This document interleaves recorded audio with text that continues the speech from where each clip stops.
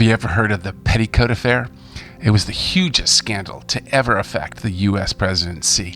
Well, never mind. Or the chalk mark, or actually the lack therein of a chalk mark that spared the life of Thomas Paine before he was about to be guillotined? Or how about Deborah Sampson, the woman who fought in the American Revolutionary War for 17 months before they discovered that she was a woman? I am no man. That actually wasn't her. Do you know the answer to the question, who is the most successful pirate in history? A little more complicated than you might think. For answers to these and many other strange and unusual facts, stay tuned for this week's episode, mined from the first Strange as It Seems book published by Elsie Hix in 1953, about 5 years after she had taken over the comic strip after my grandfather and her husband, Ernest Hix, died in a plane crash in 1948. Welcome back. This is Jeff Hix, curator of the Strange as It Seems archives and grandnephew of John Hix, who created Strange as It Seems back in the late 1920s. For this week's episode, we're going to grab 4 of the most fascinating stories from Strange as It Seems, the first book published by Elsie Hix. This was in 1953. About 2 years later, they put that same book out again in paperback, published by Bantam Books. There were 2 more books after that we'll also cover. And as it says here on the back of the Strange as It Seems Volume 1 from Elsie Hix, for over a quarter of a century, Elsie Hix's Strange as It Seems has entertained, astonished, and instructed millions of people. It appears daily and Sunday in newspapers the world over with a combined circulation of over 6 million. 6 million people were reading Strange as It Seems in 1953. And I love this page in the book. Strange as It Seems requires the services of a large full-time production organization. Not so sure about that. I think it was just my grandma and some friends and family doing the research, and George Johns doing the artwork. That was about it, I think. But including a producer, a director, research and editorial staffs, artists, writers, and secretaries. I'm not quite sure. That might have been a bit overblown. But it began in 1928. Since then, more than 25,000 items have appeared, enough material to fill volumes of standard encyclopedias.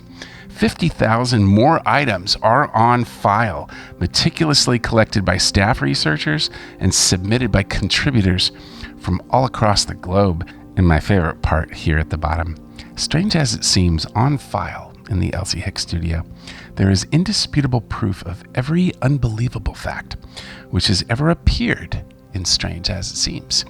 And for years, and so far, and many years to come, those archives are what I'll be diving into with you week after week, year after year, with all the amazing facts, the photographs, the letters, the affidavits, and so on. But for this week's episode, we're just going to grab 4 amazing stories here from the first book by Elsie Hix, Strange as It Seems. And so for the first story we'll dive into from the 1953 Elsie Hix book is the story of Peggy O'Neill. It looks like this was page 124 of the paperback version and 163 of the hardcover edition. Fascinating story, and I'll tell it as my grandmother wrote it because I thought she encapsulated the story beautifully here in the first book. The snubbing of an innkeeper's daughter disrupted Washington society, caused the wholesale resignation of cabinet members, and upset an entire administration. Margaret, known as Peggy, beautiful and vivacious, widow of a Navy paymaster named Timberlake, who died mysteriously aboard the USS Constitution, became the bride of U.S. Senator John Eaton of Tennessee, shortly before he was appointed Secretary of War, right, back when they used to call it Secretary of War, and what has been modeled about today, by President Andrew Jackson. Because she had worked in her father's tavern, and because of malicious stories circulated about her, the wives of the other cabinet members insulted and avoided her. Jackson defended her and swore to resign if they would not accept her. Soon the controversy blazed up into a society war. When Madame Huygen, wife of the minister from Holland, snubbed her, Jackson, in a rage, threatened to order her husband out of the country, which brought an apology from Madame Huygen. However, by that time, all Washington and the rest of the country had taken sides, and pro-Peggy and anti-Peggy political factions sprang up everywhere.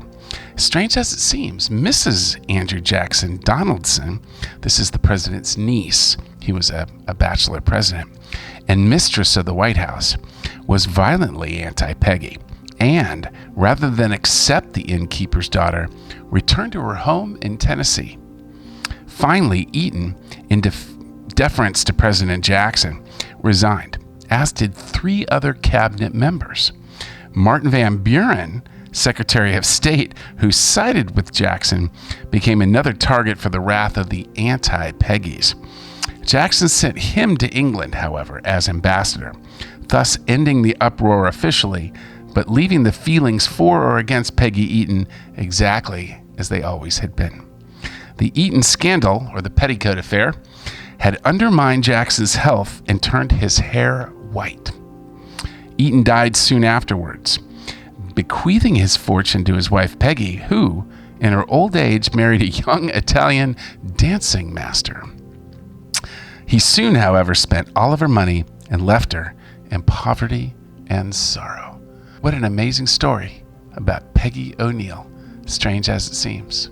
Interesting, I think, as we face a moment in which the president is embroiled in a huge scandal, grappling with one at the moment that this is being published. And I also think it's interesting that this current president is often compared with President Andrew Jackson, although I think that's really interesting, especially since Andrew Jackson was actually really committed to reducing tariffs and diffusing a national crisis that happened as the result of too high tariffs. But that's another story for another time.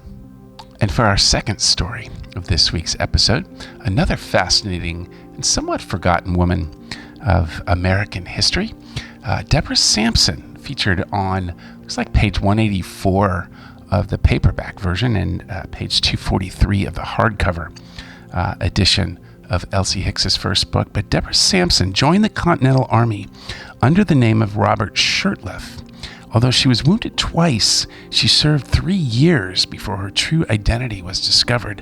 I actually am going to challenge that a little bit, Grandma Elsie, because as I dug into this story a little bit further, I don't think it was 3 years. I think it was more like 17 months. But imagine the cold dawn of 1782 in Massachusetts.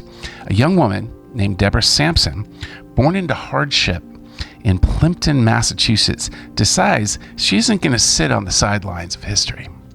She did something almost unheard of. She disguised herself as a man, took the name Robert Shurtleff, and marched off with the Continental Army's 4th Massachusetts Regiment. For 17 months, she lived and fought as one of the guys. Drilled, marched, even fought skirmishes, all the while hiding the fact that she was a woman. She was wounded in battle, a musket ball lodged in her leg, a sword cut to the forehead. And in one story, it was said she removed the ball herself rather than risk her secret being revealed. Crazy. Finally, in the summer of 1783, while ill in Philadelphia, hospital staff discovered she'd used linen to bind her chest, and her true identity came to light. And rather than punishment, her bravery won respect. She was honorably discharged at West Point on October 25th, 1783.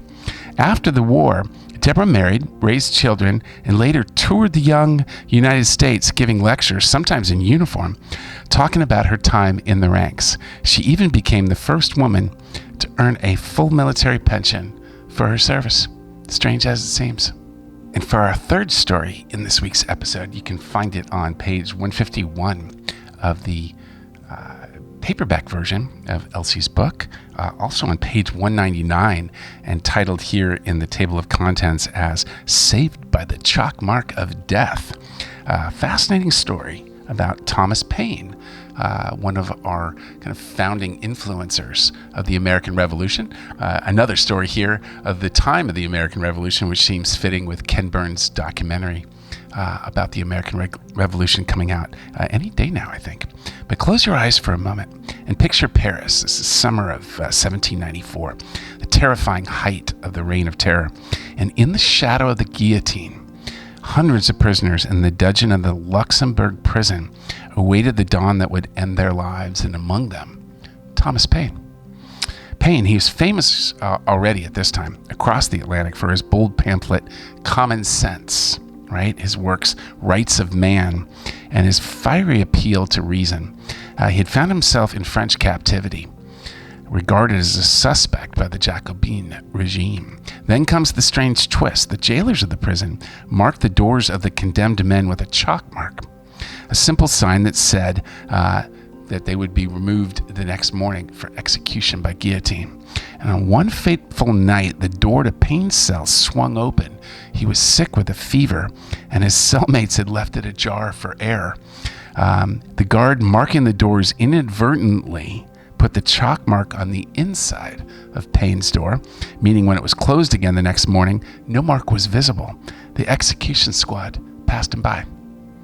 So as the story goes, while 168 prisoners with visible door marks were led to the scaffold, Paine alone escaped the final walk. A mere quirk of an open door saved his head. Crazy.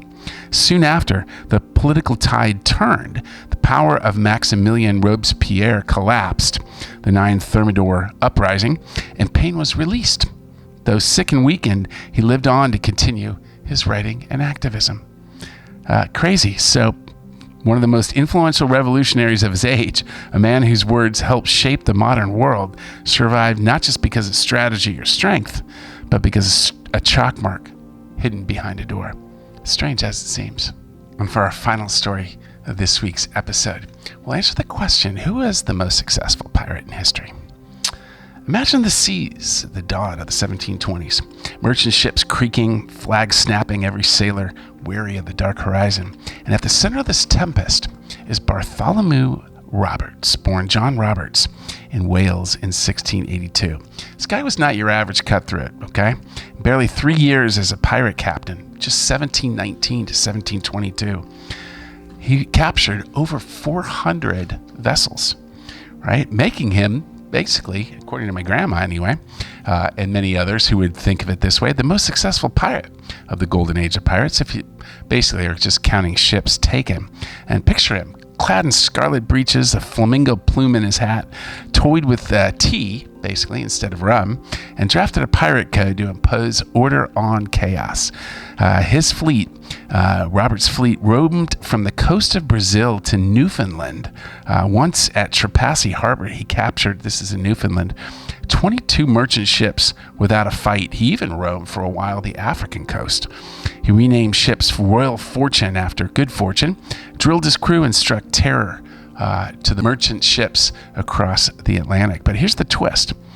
Even the mightiest fall, right? The 10th of September, 1722, off of Cape Lopez, West Africa, Robert's luck basically ran out. The British warship HMS Swallow under Chelona Ogle engaged Robert's fleet. In the fierce broadside, Robert was killed by grape shot. His body, wrapped in his finest garments and weighted down, was thrown into the sea. His reign ended, and the golden age of piracy began its decline. But that's a fact. I actually challenged myself in a video I posted here at Strange As It Seems 12 years ago. It's from a story I found, basically, and that to my knowledge had never been published in the Strange As It Seems archives, although I have a lot of archives to wade through. I may still find a reference there somewhere. But if you only measure success as a pirate by the ships captured, you might be missing the whole story, because by commanding the most ships ever, right, there's another pirate that commanded, I think, something like a fleet of 1,800 ships, the largest pirate fleet ever assembled. And basically, I think it's something like 1,800 ships. And this pirate took on the combined fleet of the 3 most powerful navies I think it was England, Portugal, and China in the world. And not only that, but I would argue that the measure of success for a pirate, the most successful pirate anyway, would be getting away with it. And this pirate ended up retiring and dying with their stolen treasure completely intact. And here's the best part. The most successful pirate in history, check out the video below, was a woman. Strange as it seems. Well, that wraps up this episode of Strange as It Seems, mined from the first book published by Elsie of 3 books in 1953, as she puts on the back cover here, the selection being the cream of the crop, Strange as It Seems stories. And she also finished up her preface with a quote that was actually almost identical to the one that John Hix wrote in his preface, which really sums up the mission of Strange as It Seems. The author launches this book of the curious in nature and humankind on the vast sea of public opinion with the hope that it will fulfill its mission to entertain and acquaint its readers with some of the marvels of the world in which we live.